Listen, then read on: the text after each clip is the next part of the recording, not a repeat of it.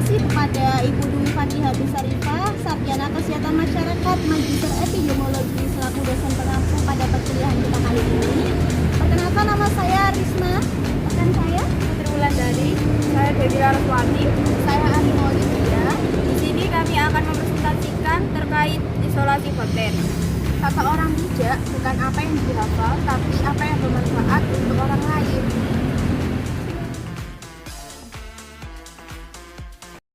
Pada presentasi kali ini, kami akan membahas mengenai isolasi bakteri, di mana pengertian dari isolasi bakteri itu sendiri adalah suatu proses mendapatkan koloni bakteri dari suatu sampel dengan cara menemukan bakteri pada suatu media.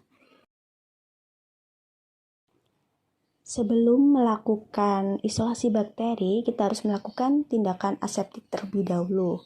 Seperti berikut contoh tindakan aseptik yang pertama kali kita lakukan. Biologi diawali dengan teknik aseptik, yaitu membersihkan area kerja dengan cara dilakukan penyemprotan menyeluruh dengan alkohol kepada seluruh permukaan meja, kemudian dilakukan pengelapan searah. Jadi dengan tisunya diangkat, kemudian dilakukan lap searah, dibersihkan seluruh permukaan meja kerjanya. Baik, selanjutnya adalah teknik penanaman bakteri, di mana teknik penanaman bakteri itu sendiri ada beberapa cara. Yang pertama adalah spread plate method atau cara tebar atau sebar, di mana teknik isolasi mikroba dengan cara menginokulasi kultur mikroba dengan cara dibulas atau disebar pada permukaan media agar padat. Jadi prosesnya kita siapkan agar padat pada cawan Petri, kemudian di atasnya kita sebar bakteri yang akan diisolasi, lalu diratakan dengan hati-hati supaya media agar padat tidak rusak. Kemudian koloni bakteri akan tumbuh. Metode ini dilakukan dengan mengencerkan biakan kultur mikroba. Hey guys, in this video what I want to teach you is how to make a spread plate. A spread plate is distinct from a streak plate in that we're not trying for individual colonies. In fact, what we're trying to do is spread out all the bacteria as evenly as possible across the entire surface of the Petri dish.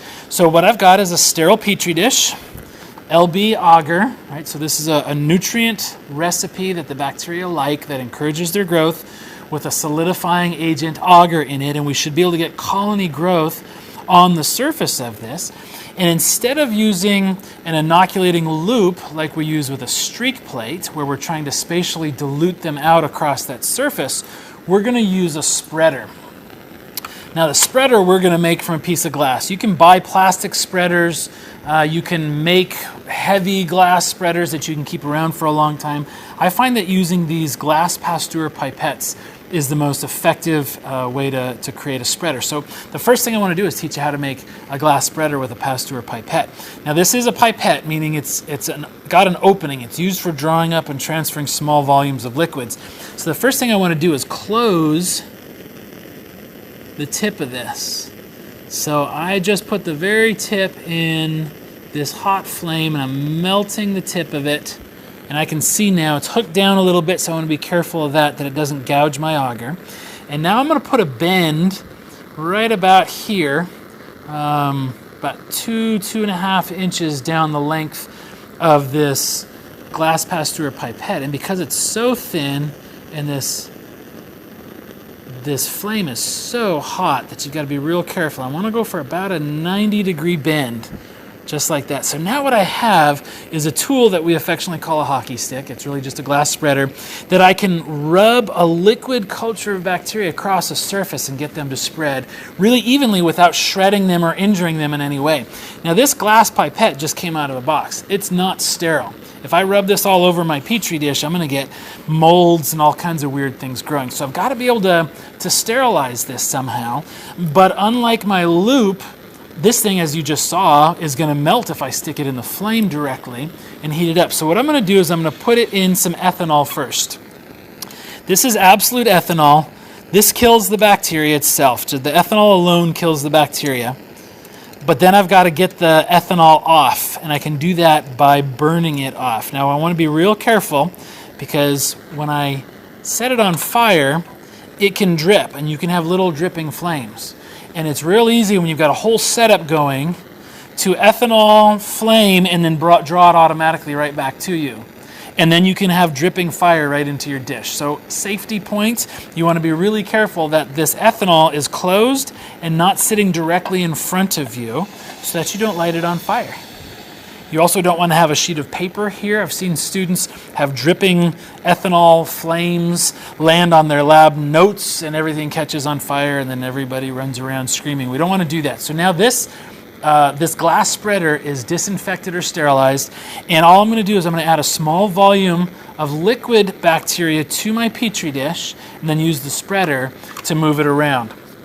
So I'm going to transfer that volume using a micropipetter. This is a P200 micropipetter. I've put a plastic tip on the end, a disposable tip. I'm going to grab a little bit of my E. coli over here that we had in the last video. I'm going to take the cap off and flame it. Sometimes you have to hold multiple things when you're doing microbiology. It's good to get used to it.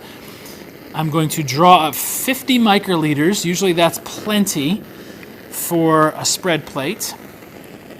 50 microliters. I'm going to just eject that right onto the surface of my agar plate. And now I'm going to spread them on there. There's this dollop, this 50 microliter aliquot, and I'm just going to gently spread it on the surface here. What I'm doing is rotating the plate and just moving the glass spreader back and forth, trying to spread the bacteria to every part of this surface as evenly as I possibly can. Now, how do I know when it's done?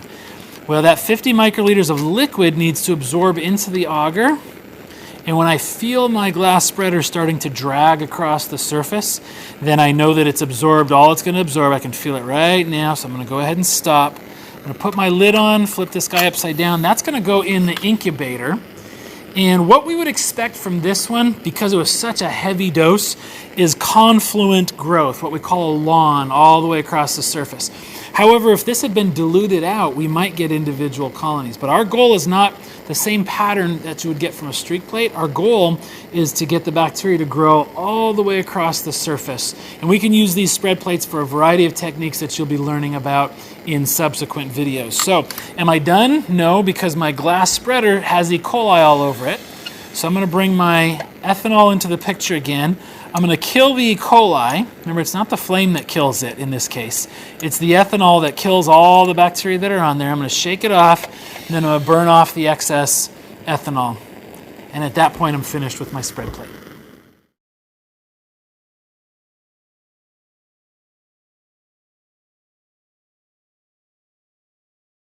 Cara yang kedua adalah streak plate method atau cara gores, di mana teknik isolasi koloni bakteri dengan cara ini dilakukan dengan cara menggoreskan suspensi bahan yang mengandung mikroba pada permukaan media agar padat. Jadi, prosesnya nanti bakteri diambil menggunakan jarum Ose, kemudian digoreskan pada media agar, di mana ada beberapa cara penggoresannya. Kita jelaskan pada slide berikutnya. Jadi pada slide ini adalah contoh dari penggoresan dengan 4 zona, di mana semakin goresan paling akhir, dia akan semakin tipis. Kemudian cara yang ketiga adalah pour plate method. Dilakukan untuk menginokulasi medium agar yang sedang mencair pada temperatur 45-50 derajat dengan suspensi bahan yang mengandung mikroba dan menuangkan ke dalam cawan Petri yang steril. Jadi nanti sampel suspensi pada media 45-50 derajat Celcius dituangkan dalam cawan Petri yang steril, lalu diratakan dengan cara digoyang-goyang perlahan. Kemudian diinkubasi sampel sampai terbentuk koloni bakteri. Berikut merupakan gambar dari ciri koloni. Ada yang berdasarkan kebutuhan O2-nya seperti bakteri aerob, mikrofilik, dan lain sebagainya. Ada juga bentuk pertumbuhan koloni yang berbentuk sirkular, irregular. Berdasarkan elevasinya ada yang bentuk flat, berdasarkan margin atau tepinya ada yang berbentuk lobet, curlet, dan lain sebagainya. Sekian presentasi dari kelompok kami. Semoga apa yang kita sampaikan bermanfaat bagi kita semua. Wassalamualaikum warahmatullahi wabarakatuh.